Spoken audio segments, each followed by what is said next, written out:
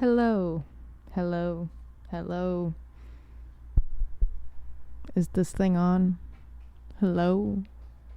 Hello out there. And welcome to the Digital Quill podcast with your host Mars Wilson. I am a failure. I am a failure in so many ways. And I have failed.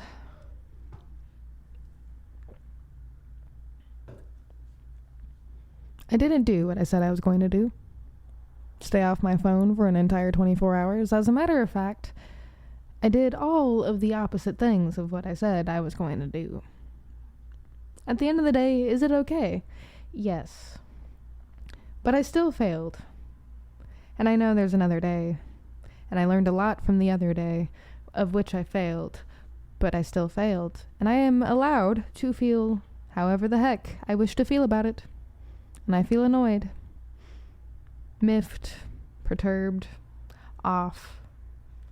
My entire flow is now off because I didn't do what I said I was going to do. I am a failure. I failed. And the only thing I can do with that failure is get better and improve. Or do nothing and continue to fail in a different regard. Not sure I really like that one. We talked about the 7 deadly sins in a prior episode, in a short prior episode. And, doing nothing. Doing nothing. Doing nothing is the equivalent of sloth. You're not helping yourself by doing nothing. And you're not helping the people around you by doing nothing. And sometimes I wonder what's worse, not doing something for yourself that benefits you, or not doing something for the community or the people you love that benefit them. And I feel like they can't really be quantifiable in the same breath. I feel like those are quantifiable in different regards. I don't know really what to talk about today.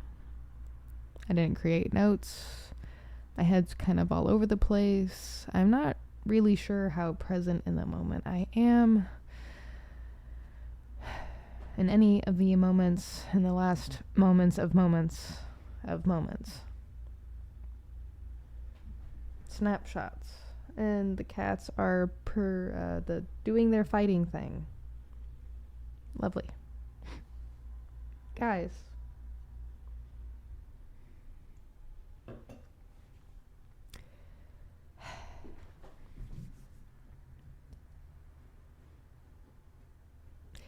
If you hear a lot of sounds in the background and somehow the microphone picks it up, I'm sorry. The cats are insane today for some reason. Not that that's anything really new. Let's see here. Just get this cord closer to myself. I know I'm kind of stalling, but the problem is a lot of problems. There's so many problems. I'd rather not talk about those problems because I like to try to keep a space of like goodness. But also, if you've been here before, you know that that's not entirely true. I like this space, my spaces, my online digital spaces, or my in-person spaces to be a true canvas for absolute humanity and the human condition. And what I mean by that is the good, the bad, the beautiful, the ugly, the all of it, the everything of it, because I know there's a lot of content creators out there. They're so gung-ho on positivity only. And that's good. That's well and good. Like, keep doing that shit, by all means. But also, let's not forget that sometimes life has a polarity to it. An opposite that kind of needs to exist. Unfortunately. And I know I've talked about this before in earlier episodes.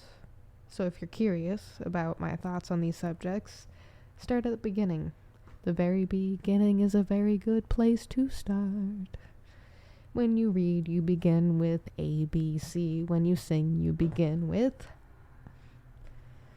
Anyway, weird side, fun, echololia tangent aside. What is words? Words are weird. Anyway. I have also failed in other regards, not just yesterday. Yesterday was certainly a lesson in a lot of things. The me that existed yesterday would not have existed several years ago. I'm just gonna say that. But I've been saying I'm gonna get back into my blogging and writing on the blogs, and I have, kind of, but I've also been procrastinating. Why?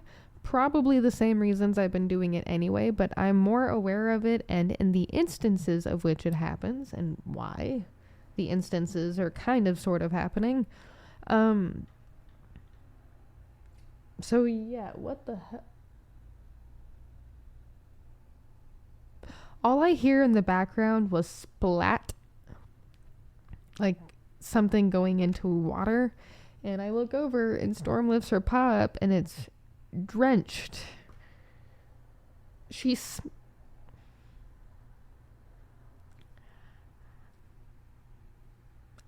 Okay, cat, you do you. That explains so much, though, about why there's always a puddle of water around the thing, because you... Oh my god, cat. It's you. You're the one. I know I've been saying I'm going to be doing the blog stuff, and one of those things I was going to start doing was the CoStar app and how it relates to my current present world, because while I don't subscribe to you piece of fucking work,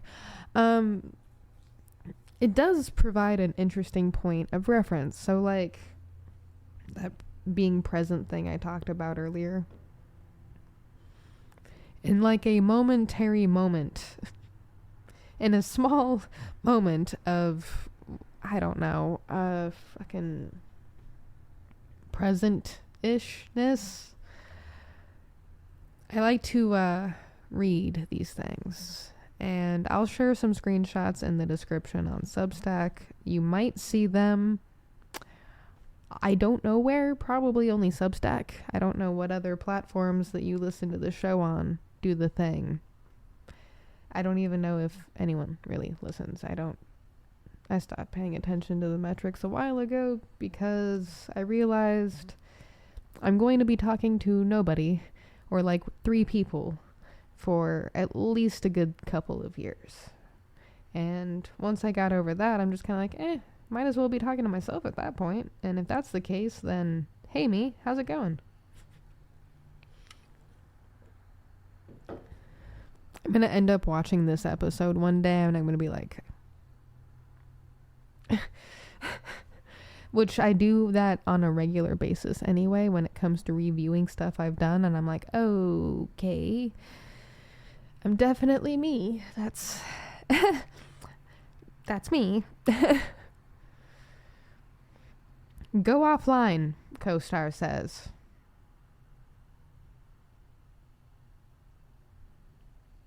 I would very much like to, CoStar. I had yesterday planned for being offline off my phone and only doing things digitally for work on my laptop, because I kind of need the laptop, but, go ahead and rub salt in the wound or whatever. I'm certain on like a 1.4% basis that you listen to my conversations, which, by the way, I learned this trick a while ago. Goodbye, microphone access. Technology, man. Receipts and bookmarks and hard drives. What the heck is a hard drive? What? Don't. Conspiracy. Bad-mouthing. And big discoveries. Well, I have a big discovery for you. It's called CoStar. Leave me the F alone. Please. I feel attacked. Personally attacked.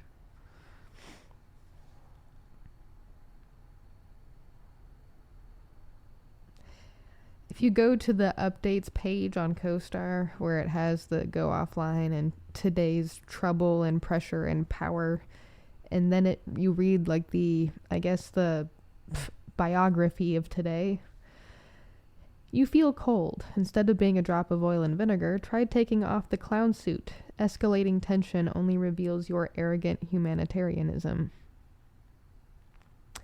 Now, I have something to say about the last line there before we get to the second and third paragraph of that. Arrogant humanitarianism. Way to rub salt in another wound. Thank you for that. That's nice of you, CoStar, devil app. It's, I get it. I know, I've actually been thinking lately, can you be a toxic humanitarian? Yes. Yes, you can. Can you be a toxic anything that could potentially be positive? Yes. Yes, you can. But to what degree and what regard? The simplest answer, in my opinion, and you can weigh in if you'd like, if it gets to the point of affecting you adversely or those around you adversely, and not in a positive, actual beneficial way, but in a could be potentially negative later on or negative right now kind of way. I think CoStar's right. And that's like why I'm kind of mad about yesterday in a few ways, like at myself, because it's like, hey, you need a break. You do, Mars. Like, you need a break. And you didn't give that to yourself. You didn't stand firm in that. How dare you? How dare you? Bad Mars.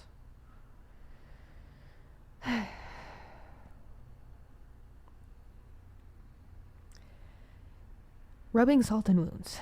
Thank you, CoStar, for keeping me present and transfixed in the moment. It's magnificent.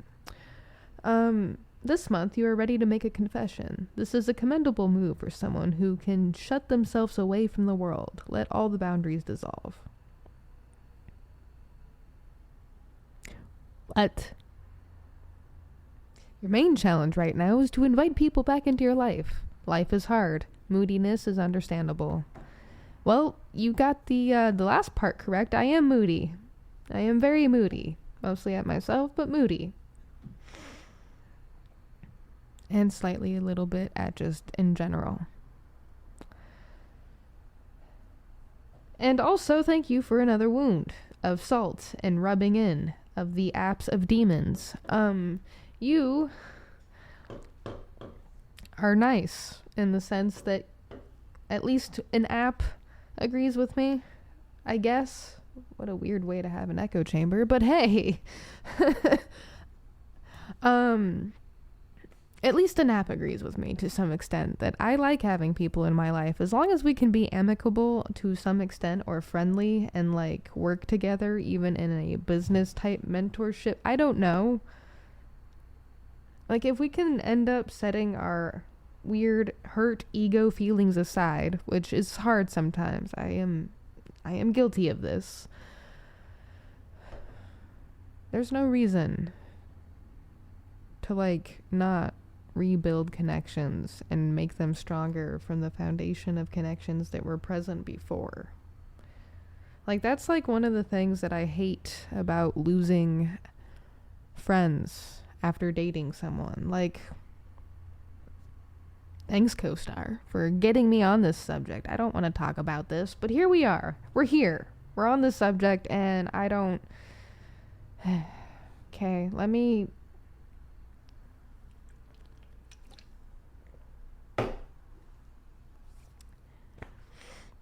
It's what I hate about breakups.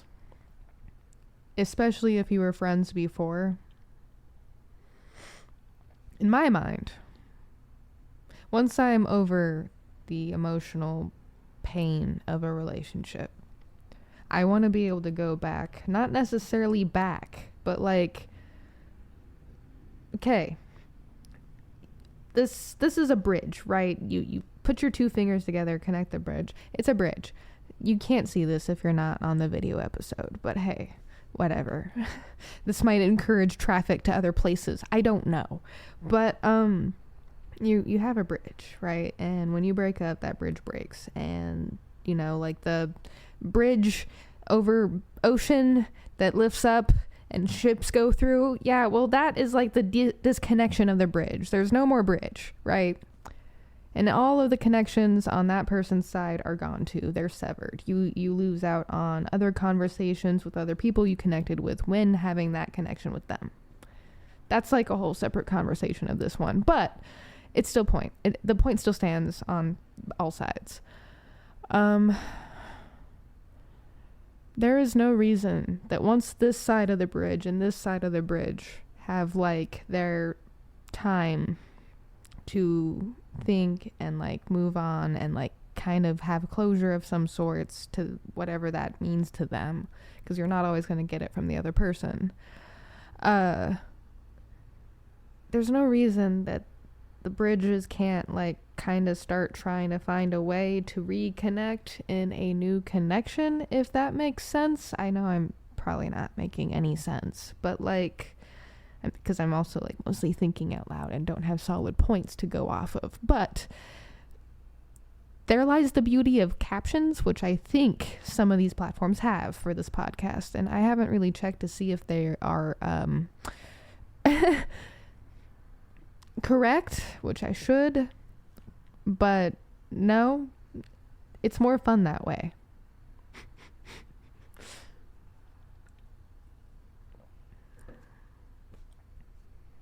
I like connections. I like connecting with people, and maybe that's a fatal flaw of mine from not having a lot of strong connections for a good majority of my life, especially my formative years. But that's why I know and value and respect the idea of connections with everybody that much more. Because I know what it's like to not have those. It's horrible.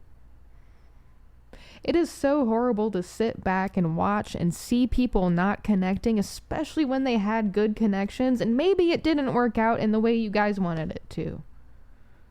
But maybe it's going to work out in a completely unexpected possible way, and you know what? That's the beauty of being human. Yeah, shit hurts. Yeah, you're going to get your feelings hurt. Yeah, people are going to disappoint you. I get disappointed so much by myself, by my friends, by my family, by the world. But I still see the good in it. I still see the hope, and I still see the possibility of what could be if there was just a little bit of effort, energy, and time put into it. Just a smidgen, just a tidbit, just a, hey, how are you? Just a, hey, let's get lunch. Hey, hi, you're my neighbor. It's nice to meet you. Hey, how's it going? You know, like, what happened to all of that?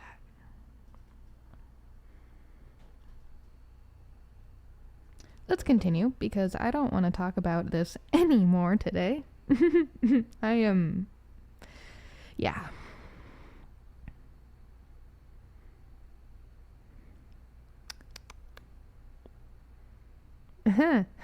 Pressure in social life. Lovely. Today, your social world feels like a tug of war. Your need for freedom is clashing with others' expectations, creating tension that will last until you stop trying to please everyone. Shh. The friction you feel isn't a sign to retreat, but a prompt to assert your true preferences and boundaries. I'm going to shoot myself in the foot, because that feels like a shot in the foot. CoStar, hey, could we just stop? How dare? By the way, I did read this before. I'm mostly doing dramatics because it's entertaining that way, and part of my platform is to teach, inspire, motivate, or at the least entertain, which, by the way, is really easy to do sometimes, especially if you lean into the drama. Also, imagination. What the hell am I? A human? Gross. Mercury affecting self-esteem. Please, could we... oh, gosh. October... what? October... October 11th, 2025 to October 14th, 2025. Is that today? Yes, it is. Mercury affecting self-esteem. You've been analyzing your significant relationships. By the way, I did read this too. I read this before deciding to read this here, and then in like a split second of before recording the podcast, I was like, CoStar might be a decent thing to pull up and read, because at least it's something to talk about, and we already have plenty to talk about in that realm. So here we go, Mars. Hit record. I'm sorry, guys. And gals. And whomstever. You've been analyzing your significant relationships. Not really surprising, considering my Virgo is in Mercury, I think. Wait, what's my chart? We'll get to that in a moment. You will find yourself frustrated in the way you've always existed in the world. Damn straight, son. These frustrations will see their beginnings in your day-to-day as it concerns significant relationships. An endless array of irritation and obstacles will affect a creative partnership or a shared daily routine. What? Exercise patience. Give things time, and the situation will calm. You don't have to make up your mind right away. But yeah, I do. Haven't you ever heard of quick thinking? We need more of those skills, Mars. Chart. Yeah, my Virgo is in Mercury. Damn it. That's not exactly necessarily a good thing. My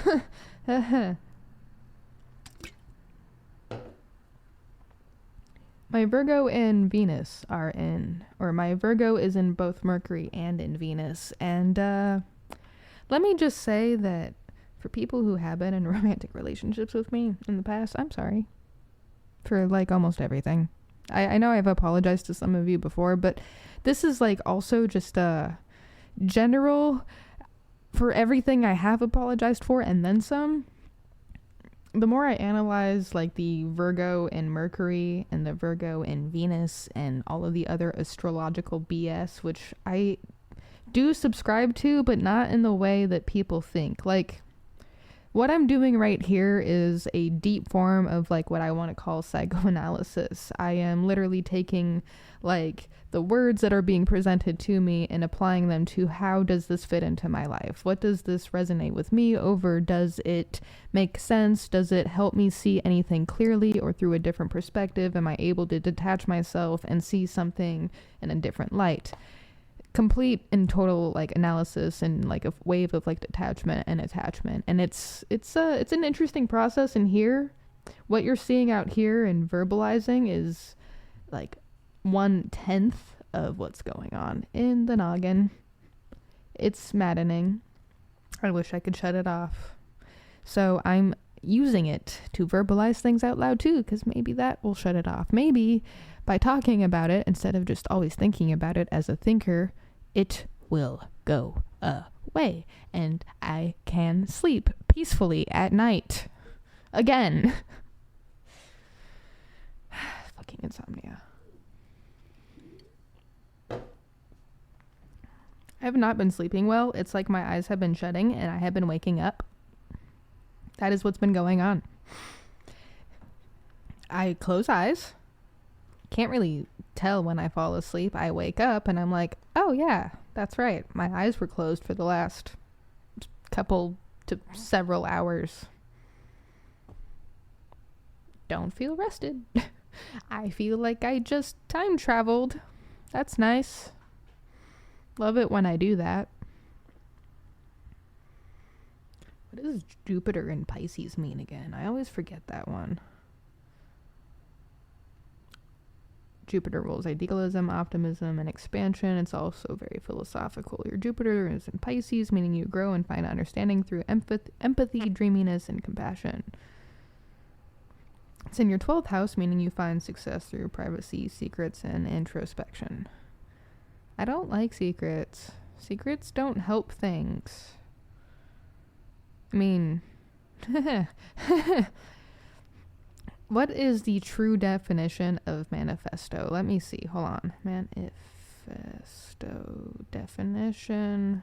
A public declaration of policy and aims, especially one issued before an election. What about other translations? Are there any other? Okay, so it's kind of like a interesting. So, as a writer who's been writing since I was 6, mind you, as a writer who decided to make writing and public speaking their career at a very young age as well. I'm only just now trying to pursue it with the full force of my being. It's terrifying, and thrilling. Mostly terrifying, but somewhat thrilling. Mostly terrifying, but one of the things that I know is that secrets do have some weird place in the world. They wouldn't exist if they didn't. Whether that's a good place or a bad place, I don't necessarily know. That might be subjective. I think that's a balance. But I don't like secrets. I really don't. I don't like secrets. I don't like gatekeeping. I don't like lies. I don't like any of the shit, even if it's got a place. We've been over some of these subjects. So, upon my death, there are a few friends of mine. No matter when that happens, there's a few people who know that they need to release everything. If there's ever any questions, any concerns after I am gone, everything about my life is out. That is my wish. This is something I decided a really long time ago. It's one of the reasons why I'm not really entirely careful with what I do write or think or say or speak out loud or whatever. Like, I do try to remain some era of understanding or some era of decorum, but mostly my platform and myself is about experiencing the human condition front and back, left to right, all of the sides, in every way possible.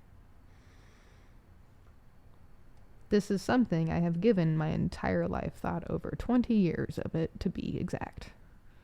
Because there was a time I wasn't sure. A very long time I wasn't really sure if I was gonna make it. That fear still kind of resonates today, but the fact that I've made it through so much shit kind of gives me a little bit more of a positivity bump, a little bit of a boost, in the sense of I might be able to do this shit for a very long time. Good. I can make it better for the future me and not whatever the past was.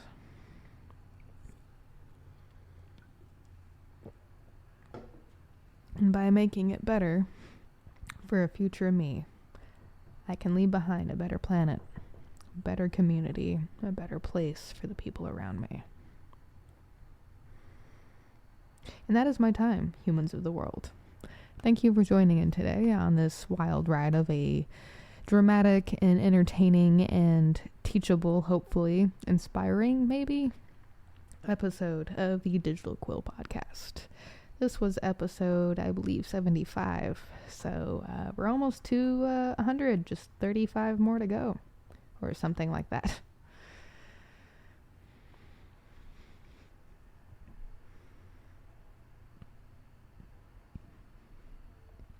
Remember to breathe. Remember that being human is okay. Keep going, and I will see you next time. Thank you for giving me your time. Yes, OBS, I would like to stop recording.